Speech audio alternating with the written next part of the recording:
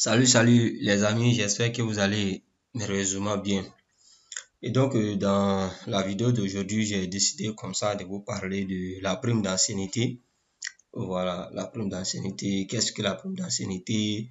Voilà, quels sont les textes juridiques, j'allais dire, voilà, qui encadrent la prime d'ancienneté, quel est le taux de la prime d'ancienneté et comment est-ce qu'on détermine, voilà, la prime d'ancienneté. Et donc, c'est ce que j'ai décidé de vous montrer dans cette vidéo-là. Donc, comme je l'ai dit en préambule, nous allons parler de la prime d'ancienneté. Voilà, et dans cette vidéo, vous allez comprendre de façon définitive, voilà, qu'est-ce que la prime d'ancienneté. Voilà. Donc ici, il faut comprendre que la prime d'ancienneté, d'un point de vue définitionnel, c'est une rémunération versée par l'employeur. Ici, quand on parle par l'employeur, faut entendre ici par l'entreprise. Dans la prime d'ancienneté, c'est une rémunération versée par l'employeur, c'est-à-dire par l'entreprise, à son salarié pour sa présence effective dans l'entreprise sur une période donnée. D'accord? Donc, c'est un montant que que l'employeur verse à un salarié, n'est-ce pas, pour sa présence dans l'entreprise sur une période donnée. Nous allons voir de quelle période il est question.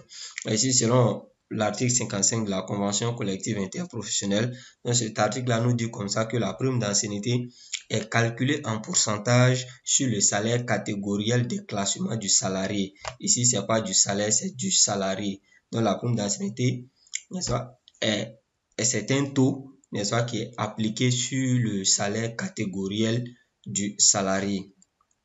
Donc, c'est ce que l'article 55 de la Convention collective interprofessionnelle nous dit. Et il faut noter ici que le taux de la prime d'ancienneté est de 2% après 2 années de présence effective dans la société. Donc, après qu'un salarié ait passé 2 années effectif dans la société, alors le taux de la prime d'ancienneté est de 2% et ce taux-là augmente de 1% du salaire par année de services supplémentaires jusqu'à la 25e année y comprise. Ça veut dire quoi? Lorsque vous avez effectué 2 années dans une entreprise, alors vous avez automatiquement droit à une prime d'ancienneté de 2% de votre salaire.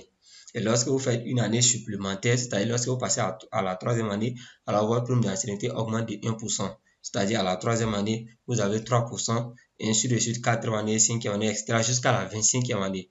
Lorsque vous arrivez à la 25e année, alors la prime d'ancienneté, n'est-ce pas, se stoppe, alors elle ne peut plus augmenter. C'est ce que ça veut dire. Donc, 1% et une augmentation de 1% du salaire par année des services supplémentaires jusqu'à la 25e année comprise. Voilà, donc à partir de la 26e année, alors ça n'augmente plus. Et il faut noter ici que puisque nous parlons voilà ici de présence effective dans la société, alors il faut noter ici qu'il y a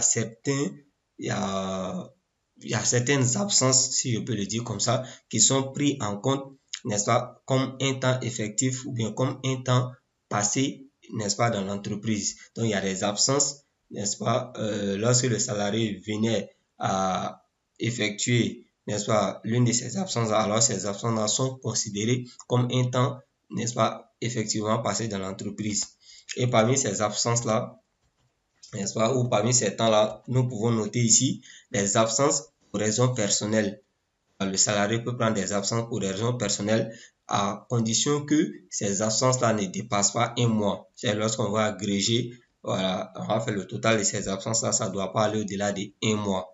Donc, les absences en deçà de un mois pour des raisons personnelles sont prises en compte ou bien sont considérées comme, n'est-ce pas, du temps effectivement passé dans l'entreprise. Ensuite, vous avez les absences pour congés payés. Lorsque le salarié part en congé, alors congé payé, alors ce temps qu'il passe, n'est-ce pas, pendant ces congés-là, ce temps-là est pris en compte comme s'il était effectivement dans l'entreprise. Et également, vous avez les absences pour maladies professionnelles et accidents de travail, quelle qu'en soit la durée. Lorsqu'un salarié, n'est-ce pas, juge d'une absence pour raison de maladie professionnelle ou accident de travail, si cela est bien attesté, bien sûr, alors quelle que soit la durée qu'il va faire pendant cette absence-là, alors ce temps-là est considéré comme s'il était effectivement dans l'entreprise.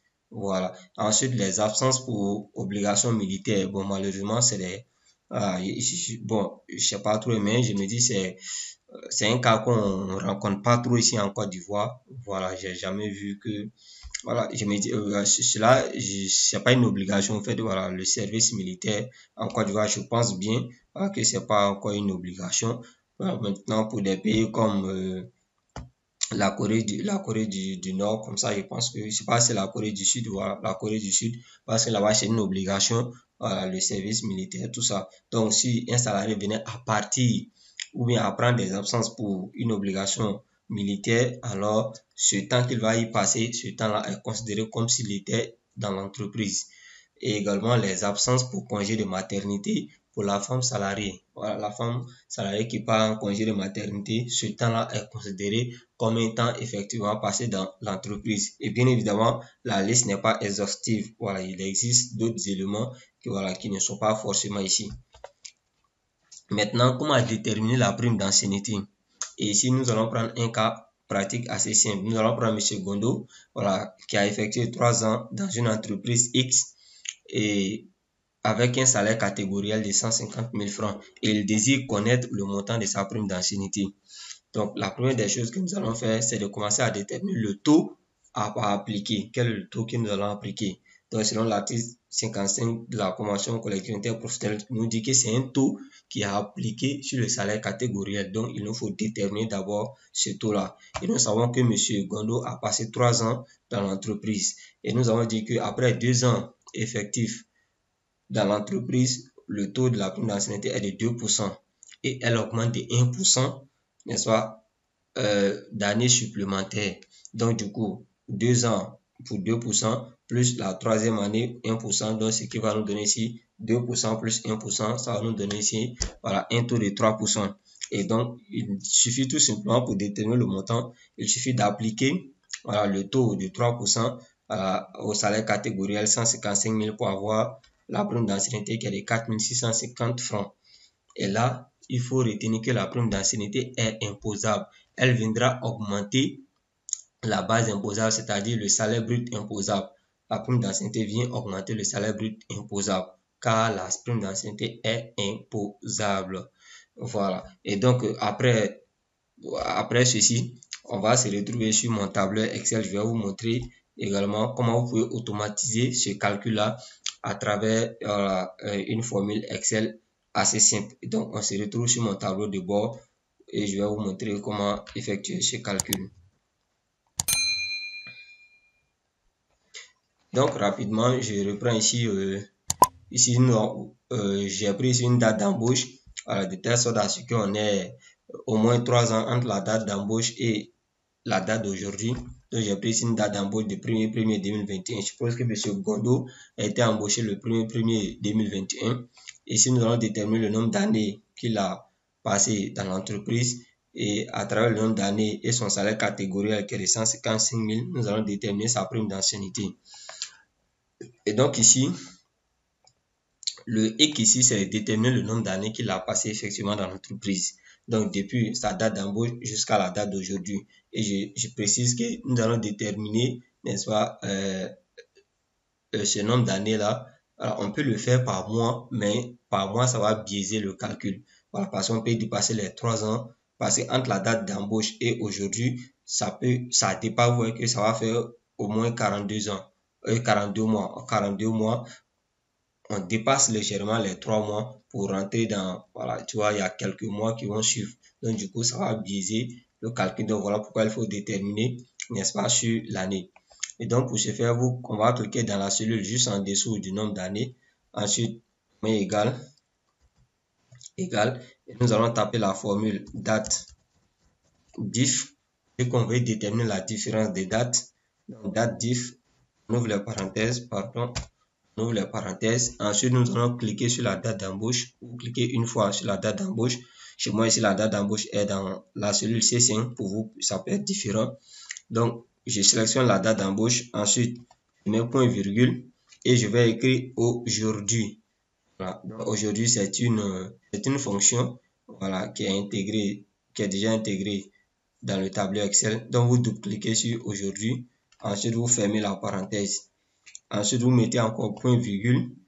Vous mettez des griffes comme ça. Vous mettez Y pour dire année. Donc, Y pour dire année. Voilà. Y pour dire année. Et dès qu'on veut le résultat en année, on ferme la parenthèse. Voilà, donc, une fois cela fait, vous cliquez sur Entrée. Et donc, comme vous pouvez le voir, il nous donne automatiquement 3 ans. Donc, de 2021 à 2024, en termes d'années, donc ça nous donne 3 ans. Parce que 21, 22, 22, 23, 23, 24, ça fait effectivement 3 ans. Voilà, donc si vous voulez déterminer cela en nombre de mois, il suffit de retirer le Y. Vous retirez le Y et vous mettez M, vu que vous voulez en mois. Ça vous donne également le nombre de mois, 42 mois. Si vous voulez en jours également, vous retirez le M, vous mettez J. Là, le nombre de jours, ça va pas marcher. Là, en termes de jours, là, ça marche pas. Voilà, donc, on va remettre ici Y. On a les 3 ans. Maintenant, on va déterminer la prime d'ancienneté. Donc, si pour déterminer le montant de la prime d'ancienneté, tout simple, on va faire égal. Donc, on va se mettre dans la cellule juste en dessous de la prime d'ancienneté. On fait égal. Et on va cliquer sur le salaire catégoriel de M. Gondo. Ensuite, multiplier par les 3 ans que nous allons mettre en pourcentage. Donc, on met ici les 3 ans en pourcentage multiplié par le salaire catégoriel. Lorsqu'on fait entrer, donc vous avez effectivement les mêmes 4650 francs que nous avons vu sur voilà, la présentation PowerPoint. Et donc ici, nous avons déterminé ici voilà, le montant de la prime d'ancienneté de M. Gondo. Et donc les amis, c'est tout pour cette vidéo, c'est ce que je voulais vous montrer dans cette courte vidéo. Si vous avez des incompréhensions, voilà, des difficultés, des choses que vous n'avez pas bien comprises, vous pouvez regarder, voilà, réécouter la vidéo. Dans le cas contraire, vous m'écrivez, voilà, en inbox, voilà, via mail, WhatsApp, peu importe. Voilà, je ferai l'effort de trouver des réponses à vos différentes préoccupations. Voilà.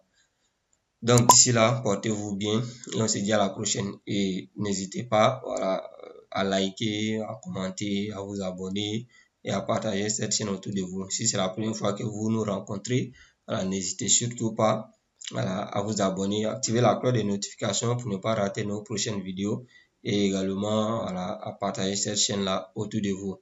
Donc les amis, portez-vous bien et on se dit à la prochaine séance.